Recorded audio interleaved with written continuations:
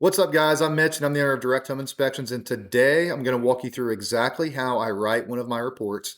I do my reports on site. They typically add about 20 minutes to my inspection. And I'm going to show you how to write an effective report that's designed to be thorough but not overwhelming to the client. Frankly, a lot of inspectors waste too much time taking unnecessary pictures, and you have to keep in mind that the client is already overwhelmed, and you don't want to also overwhelm the realtor with a 80, 90 page report. So let's jump right in. So the very first thing I do is I fill out the inspection details. You have an attendance, occupancy, style, and services, temperature, weather conditions, environmental hazards, lead-based paint, radon, blah, blah, blah, asbestos. Home is furnished. So I have all types of limitations in here. Unusually dry. We are in drought conditions in Ohio. So as you can see, I have all kinds of limitations. So the very first thing I do is I go into the kitchen and I turn on the hot water. And I also kick on the oven. So let's go to plumbing. And I go to the kitchen sink and I take a picture. Water heater information functional. Year 2006. Sump pump functional. And then I've got pictures in here of the water heater. Here we go. And I have some information in here for clients to read. I have a picture of the temperature. I have a picture of the water heater, picture of the tag, and I have all the information. I don't put the month. It adds extra time. It's not useful. I just put the year. It's 2006. It's beyond its lifespan. It's beyond 12 years old. And you go down. Beyond expected lifespan. It's functional, but beyond its expected lifespan. I put that as a moderate. Sometimes I'll put it as a minor if it's right at the 12-year um, life expectancy. Just depends. So moving forward, we're in the kitchen. Got a picture of the water heater. I'll move on to the oven and cooktop. I've got pictures of everything working, even a video of the microwave working. Go to the dishwasher. Got a video of the dishwasher working. Put the exhaust hood type. Sometimes I put videos in there. You got a picture of the refrigerator. It's not a built-in appliance, so technically you don't have to inspect the refrigerator. Um, but I do have reference photos, and it's all about maximizing useful photos. Some inspectors take photos of every room. They inspect room to room, and frankly, it adds a lot of time to your reports. I report deficiencies. I take pictures of mechanicals, appliances, things like that, but it's not overwhelming. Dryer, three prongs, a washer standpipe. Usually have pictures there. It's a newer house. Everything was functional there. We do not test standpipes. Let me make sure I click that. Forgot to click that. So moving forward, once I get the kitchen done and all the appliances, I usually go straight into the basement if it's an occupied house. Sometime if the house has been vacant for a while, I'll work from the top down in case there's any leaks that'll show up in the basement, but this house has been occupied. So I'll go straight into the basement and I go straight to the HVAC. Now my template actually has a built-in serial number list for furnaces. I'm on the web version. I'm not sure how to pull that up exactly. Let's see. I don't want to copy that. So it's in my view reminders on the mobile report. I have an entire list of all these furnaces that you see of how to decode the serial number, and it's going to save you a lot of time that you don't have to Google anything. If you buy my template, it comes with that. Or you can also use ChatGPT to write you something up and include all the brands. Energy source type, blah, blah, blah. I've got pictures in here. Everything for the furnace. Data tag to show the age. I got a picture to show that it's functional and the heat output, picture of it burning. And then I move on from there. I check condensate leaks. I check for any rust in there. The inducer fan bearings bad, yada, yada, yada. Let's see what I got here. Furnace did not have any issues. So we're kind of in the in-between phase in Ohio right now with AC units. It's getting below 65. I have the brand. Let's see. And in my template also, I have information of how to determine if it's an undersized unit. I know we don't really We're not contractors, but still, sometimes if you have issues on the second floor, it's 10 degrees hotter. Upstairs, I do have a thing to check the size of the unit. Sometimes if they finish the basement, it'll make that unit then undersized for the home and it'll have trouble keeping up. So AC unit brand, year manufactured, central air conditioner. I've got limitations in there. Condenser dirty. I got pictures of the condenser being dirty. And so I get the furnace, the water heater. Let's go back to the water heater. Something else I do too. So I showed you guys the pictures of that. And then once I'm inspecting the basement, I have a picture of the water supply and where that's at in the basement. Supply public, shut off basement, and you move on. You don't have to be overly thorough, guys, here. So moving on from there, I just go ahead and inspect the basement. So let's go to structure, basement slabs and crawl space. If you're in a crawl space, you click recommend crawl space encapsulation. Limited visuals, stored items. I've got some pictures right there. Wasn't too bad, but still there could be a hidden crack or something like that. So this house did have some potential microbial growth. I've got pictures of that. It looks like the basement flooded at some point. Typical cracks in there. Foundation had prior repairs. I got pictures of that. Water stains that were dry at this time. Some other things going on there. Typical hairline cracks. I got pictures of that. And as you can see, my template has all kinds of different narratives in there, alphabetically organized. I have my most used narratives at the top above this underline here.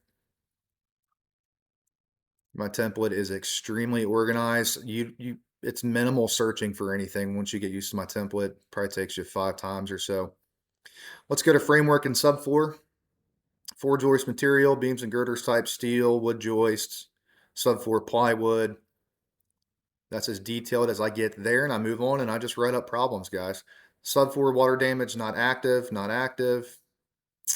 Let's see what else this house had. Joist hanger defects. Usually, guys, you'll find that you'll have joist hanger issues always around the stairs, so always be cognizant of that. This one's missing nails here in quite a few places, especially here where it's holding up a structural piece for the stringers. It's missing nails right there on that side. Now the side nails, it's not as big as a deal. These are the support nails actually securing it.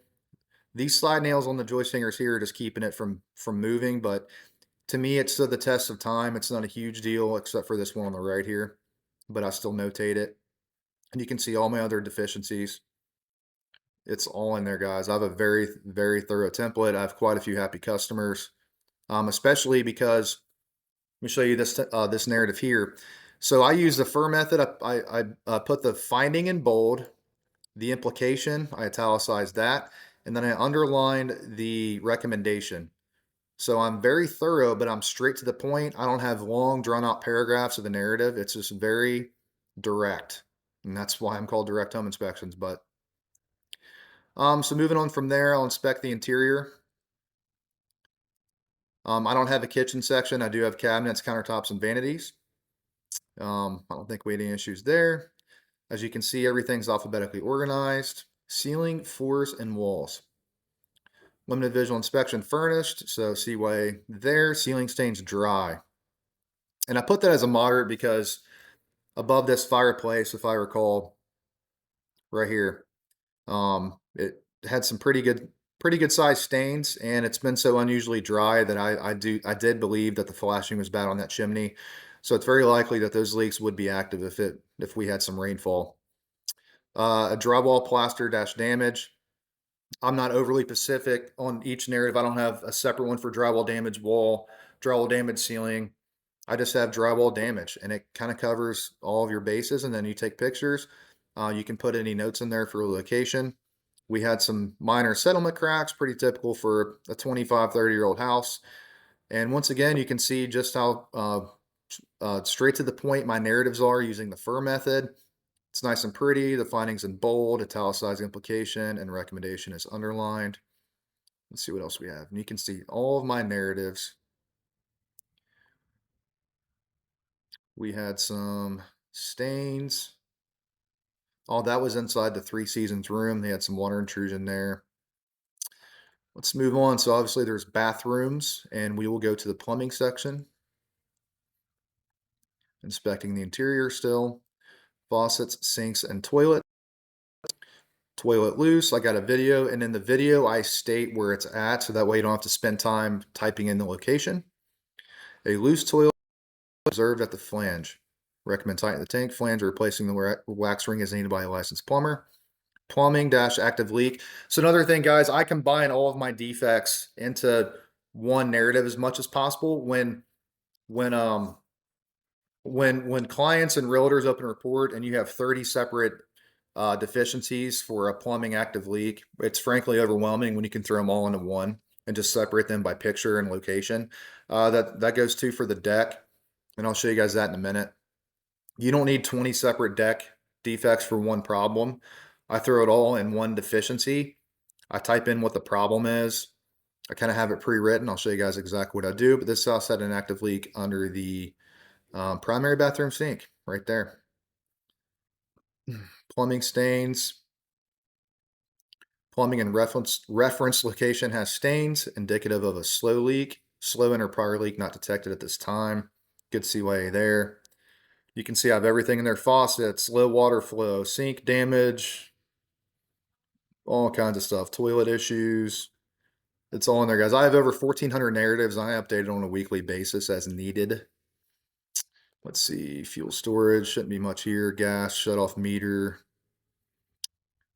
Different things for gas leaks, underground tanks. That's a big one sometimes out in the country. I even have a information check mark there. So let's move on. Electrical. When I'm in the basement, checking the furnace and the water heater. Usually after that, I check the electrical panel. So you can see that. And then I should have put both pictures in the same spot. Apparently I didn't on this inspection. You can see the dead front cover removed. There was an undersized wire. Circuit breaker has undersized wiring in one or more areas. Undersized wiring may overheat when too much current is flowing through it. Before the mismatch breaker trips, recommend that a licensed electrician check the entire panel and repair as needed. That's a good CYA right there. Basically recommending further evaluation. That breaker there, what did I write down? 10 gauge wire and a 50 amp breaker unidentified. So definitely that's insignificant in the red. I don't say major, I say significant. And you can see all of my other narratives here. Strand wire damage. I mean, I have Federal Pacific, Stablog, Zinsco, and Wadsworth. I put these at the bottom because frankly, I don't see Challenger or some of these very often.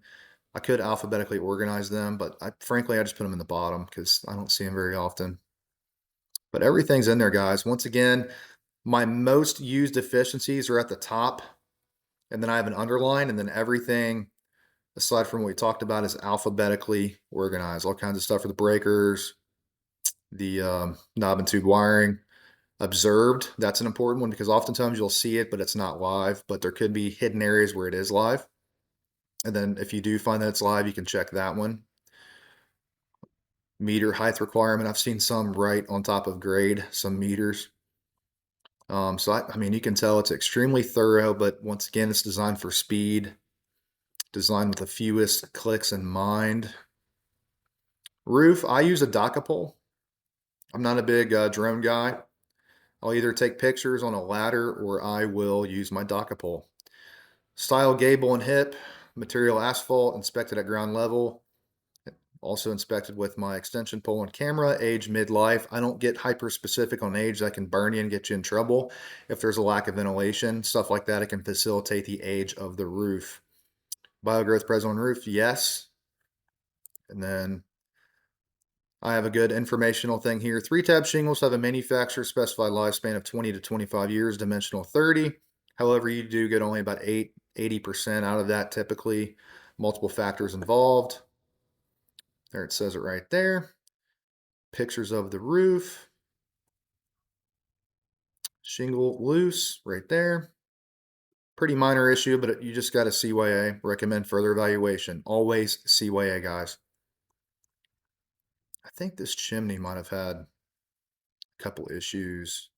Always recommend a level 2 chimney inspection. That's in my chimney subsection here. Got a picture of that. Chimney dash deterioration. Deterioration of the chimney was observed in one or more areas. You don't have to be hyper specific unless you want to. You can point at it, leave notes as needed. Flashing was a little deteriorated. And once again, that fireplace had some leaks on the ceiling, likely coming from this flashing or maybe where the brick is spalled here. But I do have other very specific chimney narratives. Significant deterioration, biogrowth, 3-2-10 rule, cap missing, cricket missing, see that a lot. Crown cracks, crown deteriorated. So you can be as specific as you want, guys. Gutters and drainage. This was a pretty nice house. This gutter is damaged here. I put that as a minor. Gutter is damaged and or loose in one or more areas. And this covers a lot of issues, guys. Other gutter defects here. Let's see, exterior. Grounds, we had dense vegetation. That's a good limitation. And then once again, ground cover should be kept at least 6 inches from the top of the foundation wall.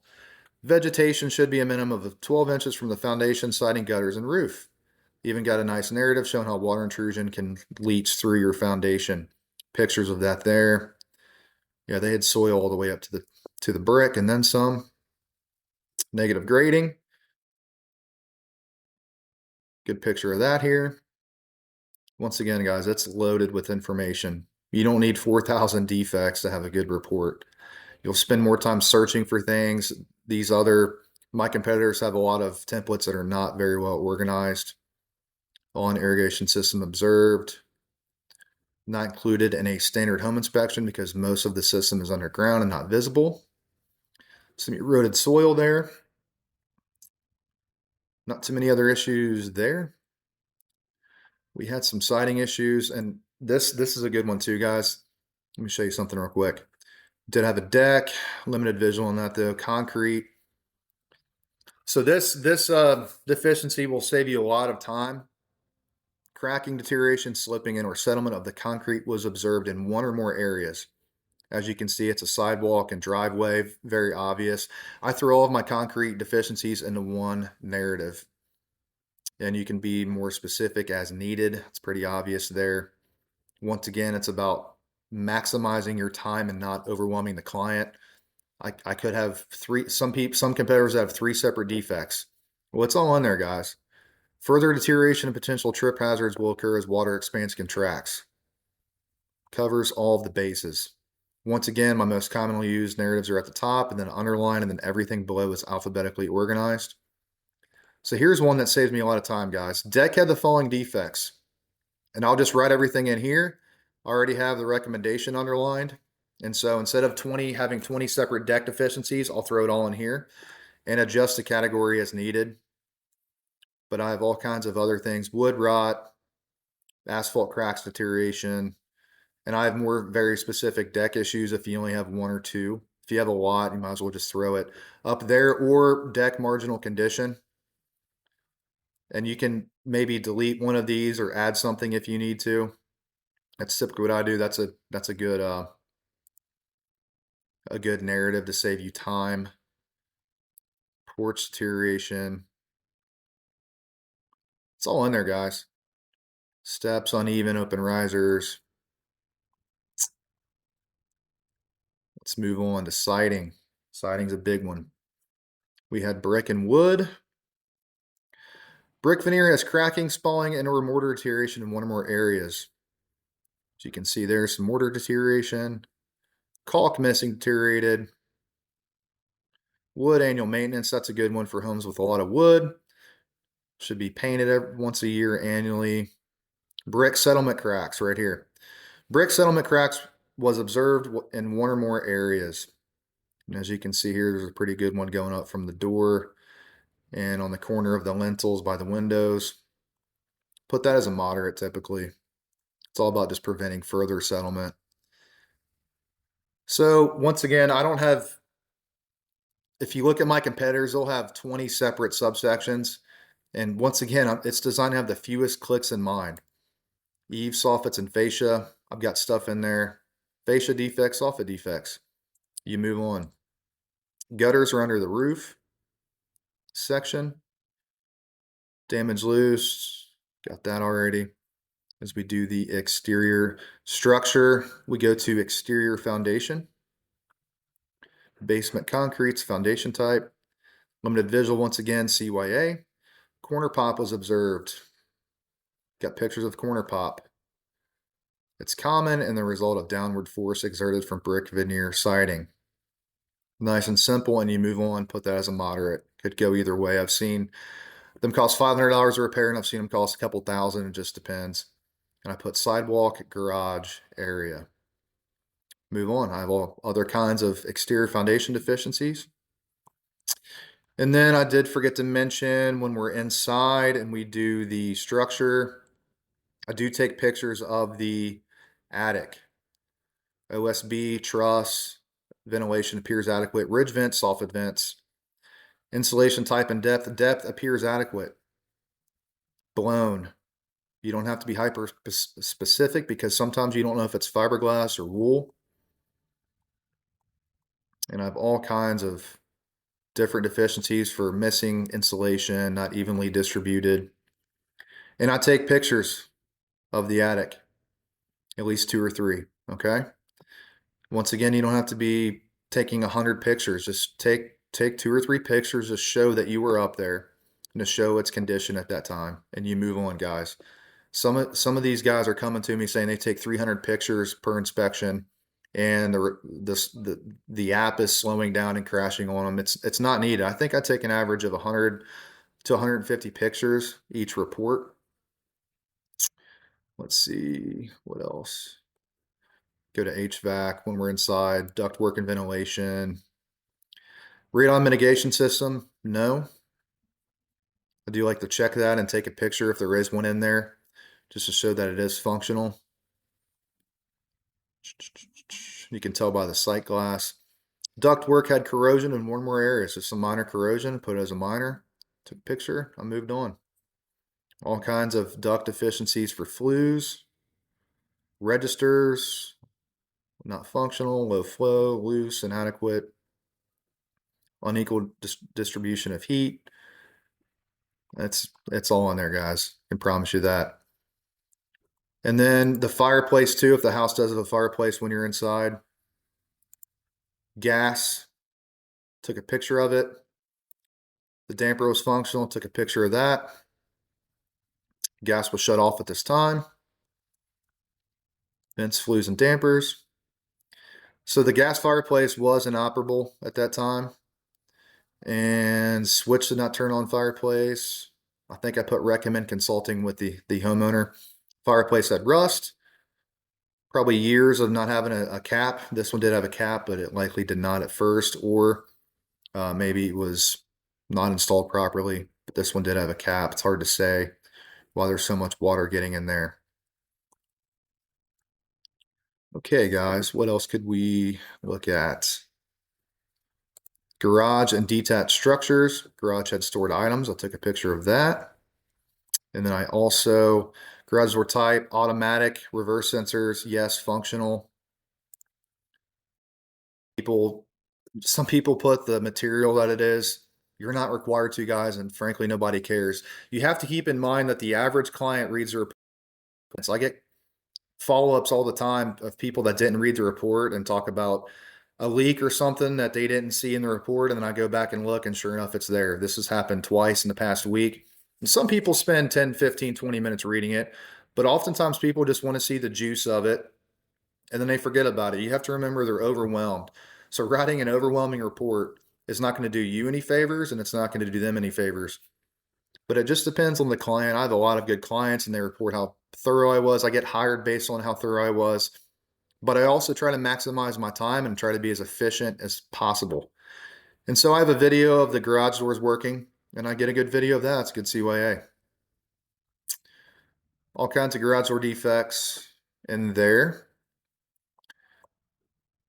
So that's about it, guys. I hope you got something out of this. And once again, I do sell my template. It's on my website. I'll post a link in the comments. And if you have any questions, feel free to reach out to me. There's a lot more I could talk about, but I just want to show you guys how I write my reports and what separates a good report from a bad report. Check your standards of practice in your state. I used to be way too thorough about things that didn't matter, frankly, and I've really maximized my time. Realtors want to see the juice, the actual problems, and so do clients. You don't have to take pictures of every room. You don't have to take a picture of the thermostat. You just put that it's functional and where it's at, and you move on, guys. So I do my reports as I go. Once again, it adds about 20 minutes to my inspection. I used to do them after the inspection, and then you're ready for a break at that time. Then frankly, if you do it after the inspection, you're going through pictures and pictures and pictures and trying to remember everything. I do them as I go, and it has saved me a lot of time. So that's all I have for you guys. Once again, I'll post a link below. And if you have any questions, feel free to reach out to me. And I hope you got something out of this. And if you have any questions, feel free to leave a comment. And that's it. Thanks for watching.